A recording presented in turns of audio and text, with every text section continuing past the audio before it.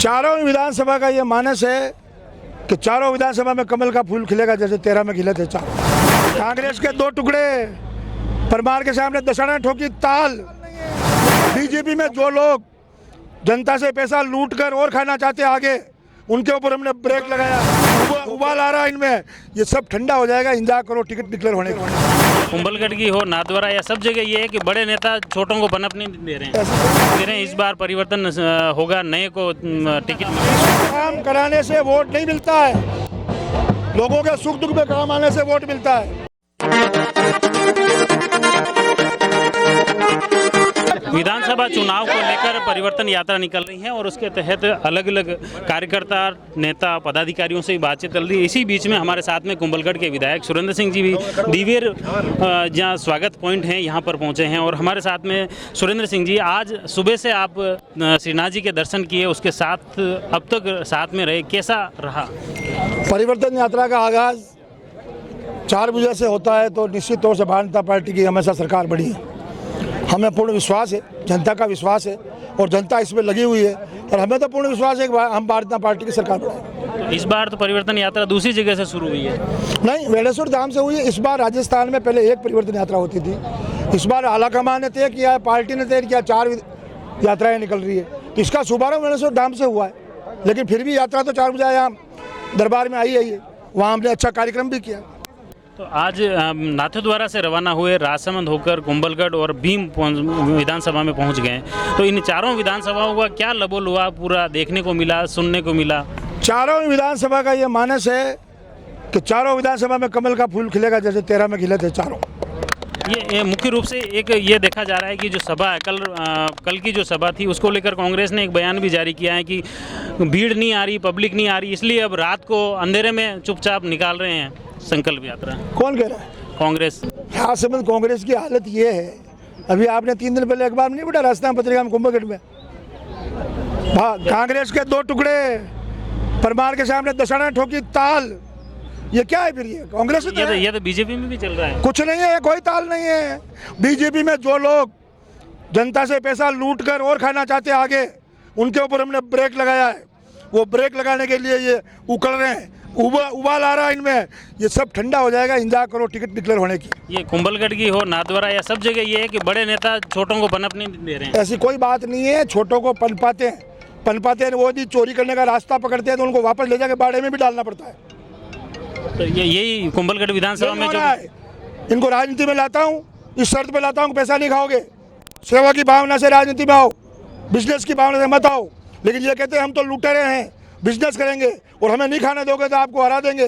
जनता हराती है, कोई किसी एक नेता चुनाव नहीं हरा सकता। ये जो कार्यकर्ता आ रहे हैं, ये जैसे लोगों को जो भी इतनी भीड़ जुटा रहे हैं, नारेबाजी हो रही है, तो ये कहीं न कहीं एक पार्टी को कमजोर नहीं हो रही? 1 तारीख को भीड़ नहीं देखी क्या आपने? 4 बजे में आप तो थे वहाँ, कितनी भीड़ थी वहाँ हेलीपैड में। उसमें वहाँ लाते हैं ना भीड़, वहाँ भीड़ ले जाते हैं। तो उसमें भी सुरेंद्र सिंह जी नहीं दिखे? सुरेंद्र सिंह नहीं गया, मेरे पास कोई सूचना नहीं थी। देवदर्शन यात्रा हम मानते नहीं है, तो क्या यात्रा थी उनकी? तो यूँ माने कि सुरेंद्र सिंह जी की और वसुंधरा की वसुंधरा जी से मेरा कोई झगड़ा नहीं है। ये लोग वसुंधरा जी के भरोसे यहाँ फटक रहे हैं, और वसुंधरा जी तक जिस दिन मैं बात पहुँचा दूंगा कि ये सब लुटेरे हैं ना, तो वसुंधरा जी इनको चाय भी नहीं पिलाएगी।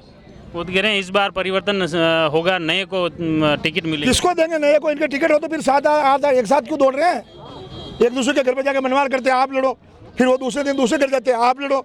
ऐसा ये कार्ड बांट रहे हैं। ऐसा हो गया है कि जैसे 7-8 जो अलग अलग दावेदार हैं कि सुरेंद्र सिंह जी के खिलाफ सभी दावेदार एकजुट हैं। ऐसी जगह नरेंद्र मोदी के खिलाफ यदि देश में सब एक होने के बाद भी सरकार नहीं बना सकते हैं, तो कुंभलगढ़ में सुरेंद्र सिंह के खिलाफ सब एक होकर की पार्टी को ये नहीं हरा सकते।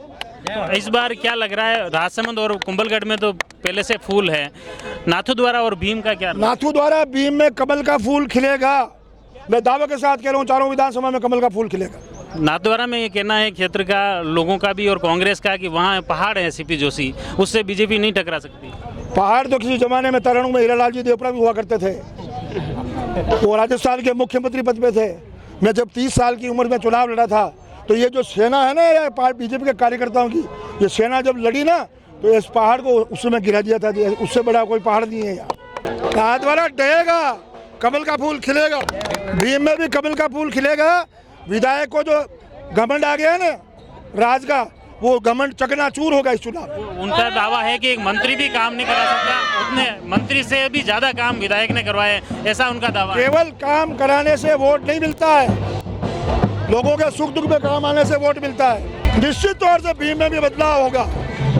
ये थे मुख्य रूप से कुंभलगढ़ के विधायक सुरेंद्र सिंह राठौड़, और मुख्य रूप से मौजूदा जो चुनाव है उस चुनाव की चर्चा भी की जा रही है कि किस तरह से विधानसभा चुनाव में बदलाव जरूर दिखेगा। ये तो आने वाला वक्त बताएगा कि क्या ये बदलाव आने वाले समय में दिखता है या नहीं। लेकिन सुरेंद्र सिंह जी राठौड़ का कहना है कि निश्चित तौर पर ये जो बगावत कर रहे हैं उन्हें भी वो किसी भ्रष्टाचार को पनपाना चाहते हैं, वो भ्रष्टाचार को बढ़ावा नहीं देना चाहते हैं, इस वजह से ये इनका जबरन विरोध कर रहे हैं। ऐसा कुछ भी नहीं है, टिकट भी पार्टी निश्चित करेगी। आप जुड़े रहिए जयवर्धन न्यूज के साथ। धन्यवाद। The Maruti Nandan grand, Nathdwara स्थित एकमात्र ultra luxurious 5 star hotel.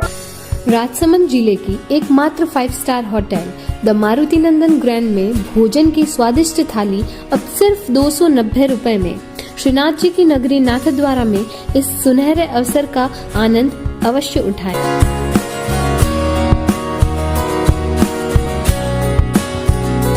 Maruti नंदन ग्रैंड, थिंक नाथद्वारा, थिंक नंदन ग्रैंड।